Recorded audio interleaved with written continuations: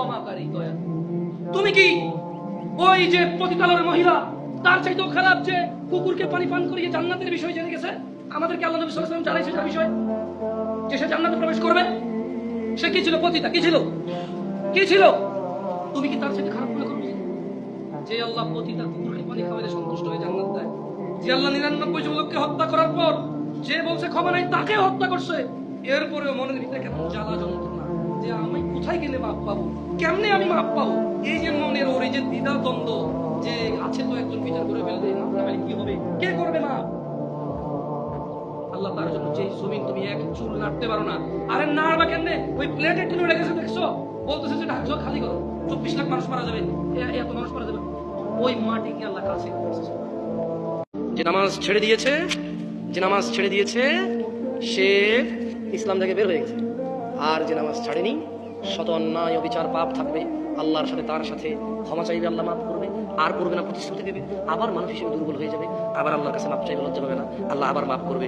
এরপর এক পর্যায়ে আল্লাহ ঘোষণা দিয়েছে ইল্লা মান তাব, অথবা যে ব্যক্তি তার সমস্ত গুনাহ থেকে ফিরে আসে, ওয়া আমানা, আল্লাহর প্রতি ঈমান আনে, ওয়া আমিলা আমালান সালিহা, তার গুনাহ যত কিছুই হোক সে যদি ফিরে আসে, ঈমান আনে, মাপ চায়, ভালো কাজ করে, ফাউলাইকা ইউবাদদিলুল্লাহ সাইয়্যাতিহিম হাসানাত। এই যে লোকটা বলল জেনা করবে না, আবার করছে, চেষ্টা করছে না করা হয়ে গেছে, নেশা করবে না, আবার করছে, সর্বোচ্চ চেষ্টা করেছে না করার পথে হয়ে গেছে। এই যে লোকটা নামাজ মিস করে ফেলেছে, চেষ্টা করেছে সর্বোচ্চ পড়ার, হঠাৎ দেখে মিস হয়ে গেছে, তো আল্লাহ কোরআনুল কারীমে সূরা ফুরকানে বলছে যে লোকটা ইল্লা মান তাব, হাজার সহস্র কোটি অপরাধ থেকে মাপ চেয়ে ফিরে আসলো, ওয়া আমানা, এরপর ঈমান নিয়ে নিয়েছে, ওয়া আমিলা আমালান সালিহা, মাপ চাইছে, ঈমান আনছে, কিছু ভালো কাজ করা শুরু করে দিয়েছে। তাহলে হচ্ছে ফাউলাইক, তার পিছনের যে হাজার লক্ষ কোটি সহস্র গুনাহ আছে, ইউবাদদিলুল্লাহ, আল্লাহ বদল করে দেবে গুনাহগুলোকে, শুধু মাপ না, এগুলোকে আল্লাহ বদলাই দেবে, এক্সচেঞ্জ করে দেবে, কিসে? সাইয়্যাতিহিম হাসানাত, নেকিতে পরিবর্তন করে দেবে সবগুলোকে।